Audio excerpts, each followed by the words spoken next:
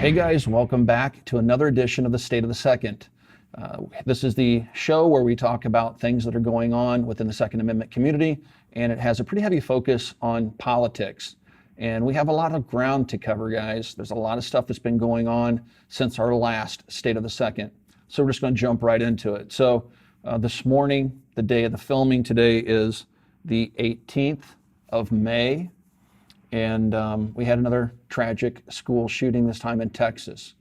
Now, I don't know how long this is going to be in the mainstream media and how long it's going to run the 24-hour news cycle, because one thing doesn't fit the narrative that the anti-gunners are pushing forward right now. Right now, they're pushing to ban AR-15s, and they're wanting another assault weapons ban. It would appear that the shooter, and I never named the shooters, and I'll explain why here momentarily, but the shooter that was apprehended alive, looks like he used a shotgun and a .38 revolver based upon the most recent reporting from the New York Times. And I keep hitting refresh. So some reports have said that there was an AR-15 type rifle. That seems to become, or have to become, the normal thing for the media to automatically assume. You show them a bolt-action Remington Model 700, it's an AR-15 type rifle when it goes out on the AP wire. So it takes a day or two for the actual experts to get a hold of these firearms and then actually say this is what was used. Right now, we've heard reports of an AR-15 type rifle, but now it's saying, and this is right now breaking news, it was actually a shotgun and a .38 revolver. I'm going to assume a 12-gauge shotgun. And it also looks like that the active shooter may have had help, and it's very similar to what happened in Columbine in the 90s. They had explosive devices set up around the school and outside of the school. And this takes me back to what I wanted to talk about. One reason why I will never mention one of these shooters' names is because you're giving them what they want. The 24-hour news cycle, the programming that has been done through Hollywood, you have some of the most staunch anti-gunners out there like Tom Cruise and all the others making millions of dollars showing the misuse of firearms, glorifying violence, yet they have the audacity to tell us that we're not to be trusted with firearms. Now, the focus has been lately on the AR-15. Let's get rid of the AR-15 because it's just an evil implement of war. Well, it's not an implement of war because it's not an M16, it's an AR-15, and it was developed as a civilian rifle before it was even considered for a military rifle. So it was developed as the AR-10. But they want to ban the AR-15 so it doesn't fit the narrative. But this 24-hour news cycle is programming the next lunatic to go out and seek their 15 minutes of fame. They see 24/7. They're talking about the person, the background of the person, the people that knows that person, the whole background information from when they were born up until the moment they decided to become a killer. And that type of nonstop news coverage and the glorification of violence in pop culture and videos and video games and pop culture in terms of music and movies, we glorify violence. Then we run these killers, give their names out, make them famous, and we do that for weeks on end sometimes.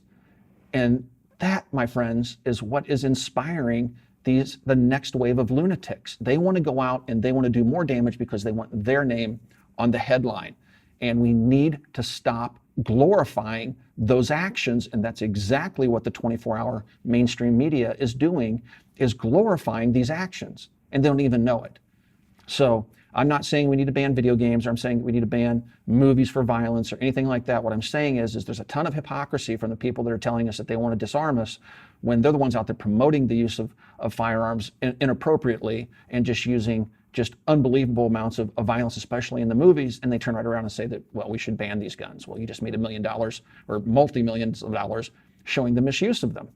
It's hypocrisy, and that's something that we need to address. As far as the AR-15s and rifles like them, like the one I have here laying in front of me, this is an SBR chambered in 9mm. You're more likely to be hit by lightning 3 or 4 times or win the lottery twice than you are to be killed by somebody wielding a rifle like this. According to FBI statistics, less than 400 people every year die by rifle fire of any kind. Don't believe me? Google it. I'm not going to do your homework for you. Look up the FBI crime statistics. Look, they break it out by type of firearm. Look at how many people die every year in the United States due to rifle fire of any kind. Less than 400 every single year. All right. Of those 400 people that are killed by rifle fire, maybe 5% of them, the AR-15 type rifles used. So it's a statistical zero. Now, I had a Reuters journalist ask me, well, what do you say to the families of those that have had lost people in one of these attacks? And you say it's a statistical zero. Now you've taken it from a factual discussion to an emotional discussion, okay? You're still more likely, if you're worried about the lives of children, you're still more likely to have a child die by falling down the stairs than die by rifle fire of any kind. You're more likely to have a child die in a swimming pool in the backyard than they are to die by rifle fire of any kind. If you watch the mainstream media, because of the 24-hour news cycle, they have you absolutely convinced if you step outside, you're going to be gunned down by a madman wielding an AR-15, and nothing could be further from the truth. You're more likely to be killed, infinitely more likely to be killed by somebody drunk driving or texting while driving. And that actually is a statistic that's measurable. People that die by rifle fire, it's so minuscule in a nation of 330 some million people that it's a statistical zero. So it's not the problem. All right. So let's move on to the next thing. So here we are 1.5 years into roughly the Trump administration. And we've already had two anti-gun measures passed. And one of them was passed on the omnibus bill. And they achieved the expansion of the NICS background system check, which is nothing more than a 3-day waiting period for average gun-owning Americans. It has about a 97% false positive rate. I know that. I own a gun store. I know other people that own gun stores. Everybody in the last 4 years that we've been in business that has been delayed or denied through the NICS system has legally come back and picked up their firearm. They were just harassed for 3 days. There was nothing in their background that ultimately would have precluded them or excluded them from owning a firearm. And that's the case the nation over. A 97% false positive rate. Now they're going to expand it. So those of you that think that it was a great idea and back the NRA's play because they wrote the law and then they forced Trump into signing that on the omnibus bill, telling him it was a good idea. They told old Marty over at Daniel's Defense it was a good idea. And look at the backlash that happened to him. He immediately retracted that. The NRA has been pushing this for a while and now they've got it through. And those of you that wanted it, I hope you enjoy your delay because you've just expanded that delay. It's a waiting period. So we had that pass. The second law that passed is a complete end run around Congress. NRA pushed it. If you don't believe me, it's still on their website. The NRA pushed the government, Trump and Sessions, pushed them to make the ATF redefine what constitutes a semi-automatic firearm and what constitutes a machine gun through a regulatory change. They're rewriting the law. And it's out for 30-day comment right now. And most of you don't even know that. Most of you have not gone and written an opposition letter to the ATF. And so it's going to become a law through executive fiat and doing an end run around Congress. The lawyers at Gun Owners of America and other attorneys that have looked at this regulations change are telling us that this is now wide open for the next anti-gun administration to come in without an act of Congress to direct their appointed ATF director to enforce the new rewrite of what defines a semi-automatic and a machine gun. And they can wipe out semi-automatics with the stroke of an executive's pen without a single act of Congress, and you let it happen because you couldn't take the time to write a letter to the BATF. And you probably support the NRA. By funding them, you're funding these things because the NRA is pushing these things. So let's move on to the next thing that the NRA is pushing. This one is unbelievable. The NRA is backing a red flag law. What's a red flag law? Well, a red flag law, we actually have one here in Indiana, and they want to make a national red flag law, and the NRA is pushing it. As a matter of fact, let's listen to Chris Cox tell you exactly how they feel, they being the NRA, about this red flag law. We need to stop dangerous people before they act. So Congress should provide funding for states to adopt risk protection orders. This can help prevent violent behavior before it turns into a tragedy. These laws allow a court to intervene and temporarily remove firearms when a person threatens violence to themselves or others. To be effective and constitutional, they should have strong due process protections and require that the person get treatment. These proposals can be done right now. While they won't solve everything, they will help lead to a broader discussion on how to address a culture of violence in America, which is desperately needed. There will always be evil in this world. That won't change. But we can change our response. We can take action and prevent violence and protect the Second Amendment rights of law-abiding Americans at the same time. That's what the 5 million men and women of the NRA are committed to do, and we hope you'll join us in getting it done. As you can see, the NRA is 100% pushing this law. And what is that law going to do? Well, it allows a judge in a private star chamber where you're not even aware that it's taking place. You cannot go there and defend yourself in front of this judge. A spouse that's angry over a divorce or fighting over custody, a sibling that you've been fighting with over an estate that perhaps is, you had a relative pass away and they're just angry. So you're a gun owner. They go to the star chamber judge and say, he's a complete lunatic. He has guns. He needs to have his guns taken away. Judge writes an order. Boom. The police go and confiscate your personal property, and they strip you of your Second Amendment rights, and there is no due process regardless of what Chris Cox is telling you.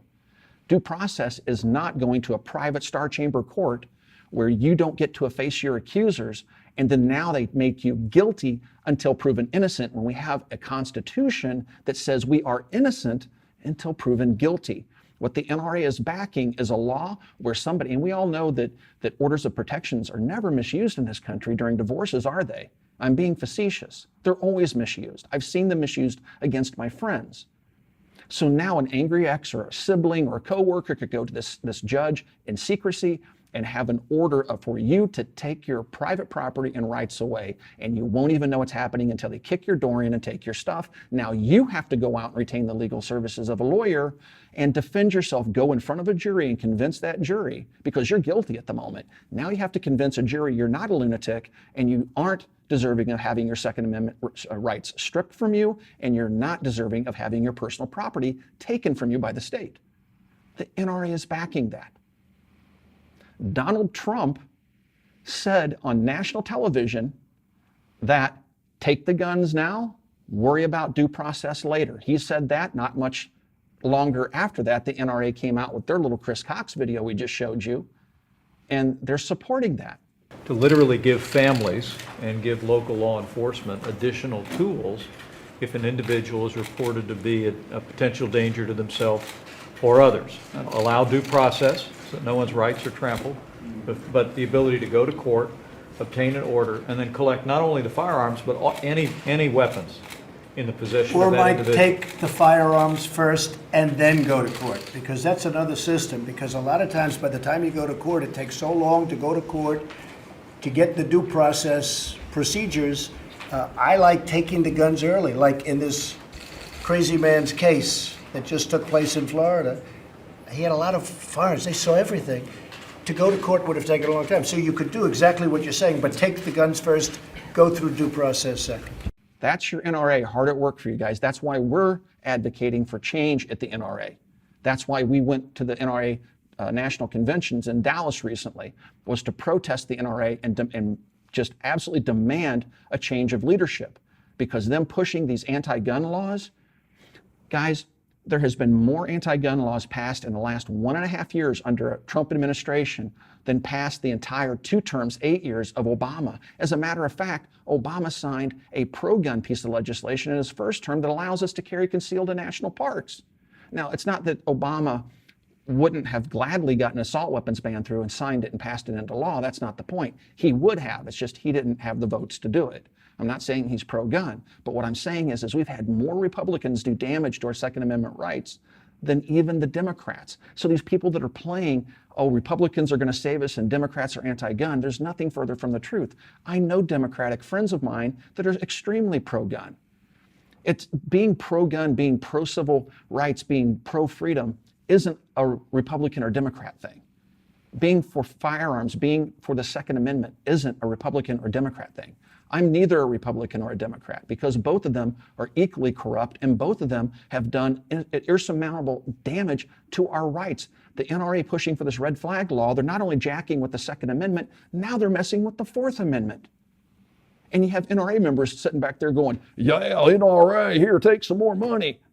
Here, if it wasn't for the NRA, we wouldn't have our gun rights. Really? Because they wrote the Gun Control Act of 1934. They wrote the Gun Control Act of 1938. They wrote the Gun Control Act of 1968. They helped Clinton in 1994 get his assault weapons ban through. They wrote the Nix law. They're backing red flag laws. And guys, the NRA has been anti-gun since its inception. Okay, so the people in power, Chris Cox and Wayne LaPierre, need to go. We need new management, but that's not going to happen unless we fight as NRA members. So now let's talk about the March for Your Lives thing. I haven't talked about that yet. So several weeks ago, we had the March for Your Lives rally after the Parkland shooting. And here we go again where the anti-gunners are going to take children and say it's all about the children. They had heavy financial backing from anti-gun forces like Bloomberg and Soros to organize these marches all across the United States. At our own little town here in Valparaiso, Indiana, they filled our downtown square. They filled our downtown square. We saw buses from out of state, California plates, Ohio plates, Illinois plates, Michigan plates. They bust these people in from all over to protest in Valparaiso, Indiana. Our protest in our little town was bigger than the one at the state capitol. So that's what's happening right now. There's been a shift in how the anti-gun forces are now working. They're not focusing so much on the federal law side. Now they're looking at the individual states and they're having tremendous success because the gun rights organizations like GOA and the Firearms Policy Coalition, SAF, and National Association of Gun Rights, anybody but the NRA, the true pro-gun advocate groups out there, they're set up to fight in Washington, D.C., and now the anti-gunners are fighting an insurgency in each individual states, and they've had great success. The gunshine state of Florida passed a law that prohibits the sale of long arms to 18 to 20-year-olds and a bump stock ban. And the NRA, who said that they would oppose all bump stock legislation, filed a lawsuit against the state of Florida challenging the 18 to 20-year-old ban, but not challenging the bump stock ban. They're talking out both sides of their face. They're lying to you. Wake up. Yes, I'm a lifetime NRA member, guys, but you got to understand the NRA isn't always right. They're negotiating your rights away, and if you're a voting member, you need to become vocal and active. And we'll talk more about that because we're going to continue to create a stink at every national convention until our voices are heard and we affect change within that organization and make them pro-gun, dig their heels in, and stop handing our rights away every time a tragedy happens like happened today. I'll guarantee the NRA is going to be out there full force pushing their red flag law as a solution. Okay? Anyway, let's get back to this March for Your Lives thing. So the March for Your Lives thing, we heard some pretty interesting things from the speakers at our own event, but when you took a look at the National Mall, there was a speaker, a female speaker by the name of Delaney Tarr, who spoke the truth. So she's not been read in just yet. I can guarantee you she's now had a conversation with the anti-gun forces and the powers that be within that realm. And they've read her in and said, hey, you can't tell gun owners we want to take them all. You can't be honest with them. You got to tell them you just want reasonable restrictions, right? And then we just reasonably restrict them away. And in 50 years, the Second Amendment is gone. Because what the NRA strategy is, and it's not a strategy, is every time something like what happened in Texas today, they go, oh, well, let's give away some of our Fourth and Second Amendment rights. Let's make a deal. And so they give away little by little our rights until there's nothing left. And that's what Delaney Tarr was talking about. She said something, and let me see, and I'm going to play the video footage for you, but she says, give us that inch, that bump stock ban, we will take a mile. We're not here for breadcrumbs, we're here for real change. And then a little bit later, if there's no assault weapons ban, we will vote them out. There will be no faltering, no pauses in our cause. Every moment will be dedicated to those pieces of legislation. Every march, every meeting, every moment. All for that assault weapons ban, to keep these weapons of war out of the hands of civilians who do not need them. All for the prohibition of high-capacity magazines, because no hunter will ever need access to a magazine that can kill 17 in mere minutes. When they give us that inch, that bump stock ban, we will take a mile. We are not here for breadcrumbs, we are here for real change. We are here to lead. We are here to call out every single politician, to force them into enacting this legislation, to addressing this legislation, to doing more than a simple Band-Aid on a broken bone. The pressure is on for every person in power, and it will stay that way. Because they know what is coming. They know that if there is no assault weapons ban passed, then we will vote them out. Guys, she's calling for an outright ban on firearms. It's not just an assault weapons ban. Dianne Feinstein in 1994 actually went on national television right after the Bill Clinton assault weapons ban was passed. And she actually said, Mr. and Mrs. America, if I had 51 votes, I'd say round them up. I'm paraphrasing. Let's take a look at that original video of Dianne Feinstein in 1994. California Senator Dianne Feinstein worked for more than a year to get the assault weapons bill passed in the face of ferocious opposition from the National Rifle Association. She says she got the best she could. If I could have gotten 51 votes in the Senate of the United States for an outright ban, picking up every one of them, Mr. and Mrs. America, turn them all in, I would have done it. I could not do that. The votes weren't here. Now I can guarantee you Ms. Feinstein has had a discussion with Mrs. Tarr or Miss Tarr, and she's probably not going to say that when she gets her job at CNN. Okay, she's now going to say we just want reasonable restrictions because the anti-gunners are playing a long game, and that long game will kill us if we let the NRA do all the fighting for us. All right, so now let's talk about NRAAM. It was a very interesting NRAAM. First of all, and NRAAM stands for NRA's National Rifle Association's annual meetings, NRAAM. We went down there, it was in Dallas, and we went down to protest. We went down to protest Wayne and Chris. We went down to protest the constant negotiating away or surrendering of our rights, trying to appease the anti-gunners. Let me let you guys in on a little bit of a secret here. There's not one single law, there's not one single gun that you can give to the anti-gunners and say, okay, take all AR-15s away. We agree to it. You can have them. That's not going to stop them. They're going to come back after the next national tragedy and say, now we want AKs. Now we want Mini 14s. Now we want M1 carbines. Now we want Granddaddy's deer rifle. They're not going to stop until they get every single gun. It is insanely stupid. It's naivety at its extreme to think that you can make any type of deal with these people and they're going to stop their assault on our Second Amendment rights. They're not. So the strategy that the NRA has been using of just giving them bits and pieces of our rights, again, in 50 years, we have nothing left. The NRA has negotiated it all away because they're afraid to fight. They're like that bad attorney that simply won't go to court. So you're 100% innocent of murder, but this attorney says, hey man, look, I got a great deal for you. Instead of life in prison, you just cop to being guilty and you can only do 5 years in state penitentiary. And look how great I am. When in reality, what you need is an attorney that has a pair that will stand up and fight for you and get you acquitted because you're innocent. The NRA is that bad attorney. They're afraid to challenge anything in court. So instead they play, let's make a deal. And that's how we're going to lose our gun rights. That's how we wound up where we are now. What gun rights we still have, we have despite the NRA's efforts over the last decades, 3 or 4 decades of my life, where I've been aware of what's been going on, legislatively with firearms laws. So we went down there. We had preemptively, I still have friends inside the NRA, and we were warned that they weren't going to let us in wearing our T-shirts that said "Not Real Activists." Eric, Iraq veteran, had his own T-shirt that he had that had a little FUD symbol with a slash through with an NRA hat on, and we got a gathering of people together outside, and we were told that if we were wearing the shirts, we weren't going to be allowed into the show.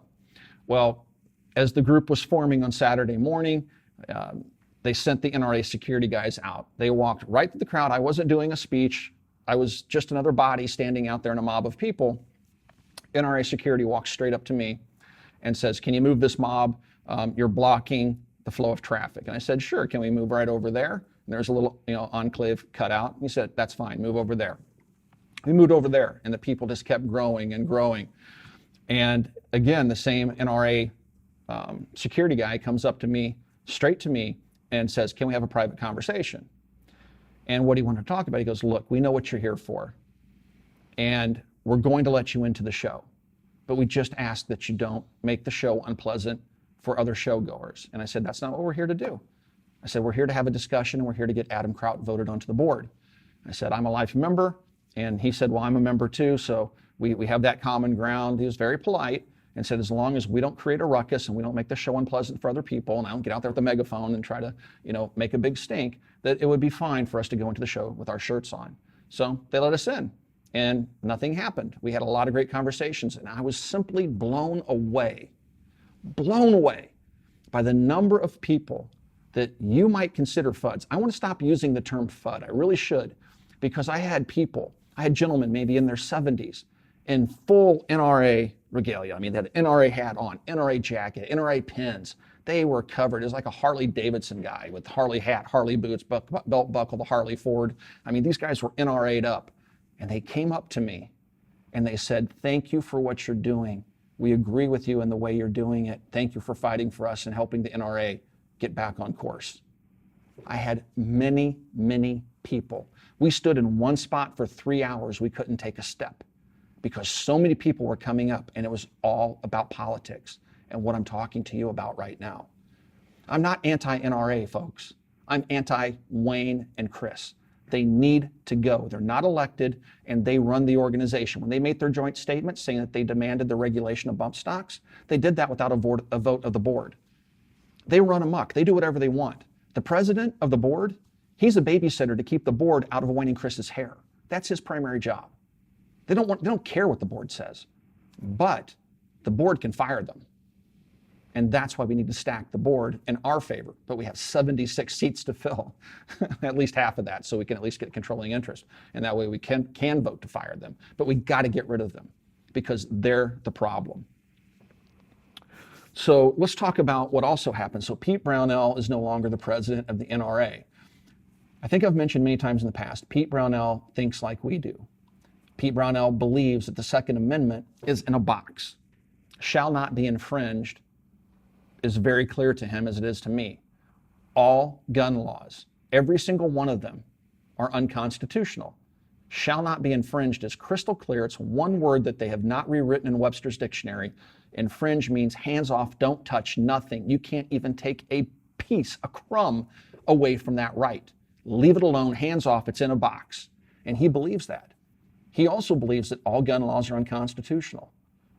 And he really wanted to affect change. That's why you saw me go with the NRA for 4 or 5 months there, because he was elected as the president. But I told him, if the NRA backstabs us, I'm out. They backstabbed us after Vegas. I was out, and Pete didn't seek his second term. He was due. He could have ran. He could have stayed another term. He didn't seek re-election. So now Oliver North is in. So I've been getting a lot of emails and asking me, what's up with Oliver North? What do you think of Oliver North? We know very little about him. I've been doing some research. First of all, I know Oliver North from being, growing up in the 80s. I was, politically aware when Iran-Contra was going on. I know his involvement in that. But he's also a lieutenant colonel. I don't think he actually made full bird, but I think he's a lieutenant colonel. I can just call him Colonel North. I did a little bit of digging. So when you go back to the early 90s, there's a magazine called Liberty Magazine. And Liberty Magazine pointed out that Oliver North had expressed his support for the 1994 assault weapons ban. And that's not surprising. Oliver North is a politician. He ran for Senate seats. He's a straight up politician. And he served Ronald Reagan. And most of you would probably think that Ronald Reagan was probably one of our most staunch presidents in terms of protecting our Second Amendment rights and being just this big pro-gun, pro-liberty, pro-small government president. But the reality is Ronald Reagan was pretty anti-gun. He gave us the 86 machine gun ban. The NRA told him to do it. It was Wayne LaPierre, told him to sign it, that they would fight it later in court. They never did. We were completely lied to.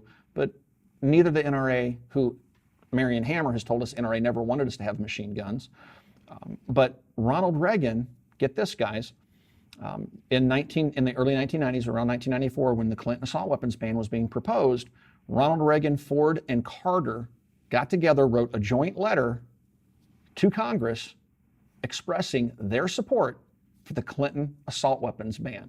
Oliver North served under Reagan. Oliver North has been quoted as saying that he supported the assault weapons ban of 1994. So what do I think about Oliver North? I think he's a war hero. He's a Marine. I respect him for that. But I also think that he's a negotiator. He's a sycophant. He's a yes man for Wayne. So when Wayne goes back, instead of having a $5 million a year salary, he wants a $6 million a year salary. Oliver North is going to vote to give it to him, just like the rest of the board will, because they're all in the pockets of Wayne and Chris. So I see Oliver North as probably being much like Charleston Heston. And now I know this is going to get you guys on the edge of your seat. What? Heston was the best president of the NRA ever. He was the most pro-gun, cold, dead hands president ever. I mean, my gosh, he was just Mr. Pro-gun.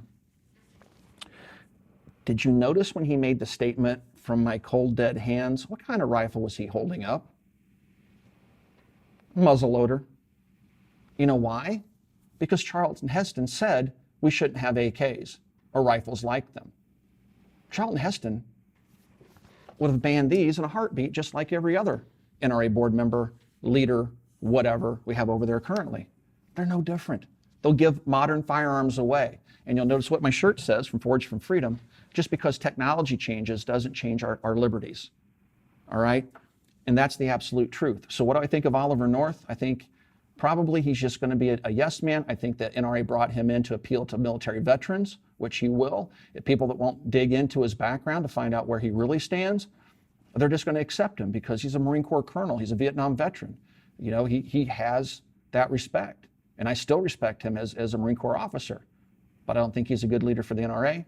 I think he's just as much anti-gun as pretty much anybody else that currently occupies their headquarters, their massive, sprawling headquarters in D.C. So let's see. I think that's pretty much all the points I wanted to talk about this afternoon, guys. If you have anything that you want to bring up, you can ask those questions down below. Jason and I kind of cruise through the discussions that are going on down below, and we'll try to respond to your questions, and it may be a good discussion point that you post for a future State of the Second video. So guys, thank you for watching. If you'd like to support us here at the Military Arms channel, we are very politically active. As a matter of fact, I have a call with the senator coming up next week to talk about my position on firearms. And, you know, we're fighting actively with the Gun Owners of America. I've been working more closely with the National Association of Gun Rights. I met with Jeff Knox, the Firearms Policy Coalition. I'm going to start working more closely with them. I'm going to take some political activism classes. And, you know, we do that because, and we're able to do that because of our Patreon supporters. Without our Patreon supporters, we wouldn't be able to be politically active, and we wouldn't be able to produce the videos for you guys, the firearms fun videos or the more serious State of the Second videos. So we greatly, you know, appreciate our Patreon supporters. You can also pick up t-shirts like the one I'm wearing now from Forged from Freedom. Links down below to both Patreon and also to Forged from Freedom. Pick up a shirt. It helps us out at the channel. And also, guys, please swing by and check us out at Copper Custom. It's coppercustom.com, and we have a lot of great products at great prices. Also, if you become a patron supporter, there's crossover there because Copper Custom puts out Patreon-only specials that are prices below anything you'll find anywhere else online. It's become something of a private buyers club. And we also do private live streams and all sorts of stuff every week, giving back to you to support us. Guys, thanks for all those years of support. This is our 10th year, and we'll talk to you guys soon.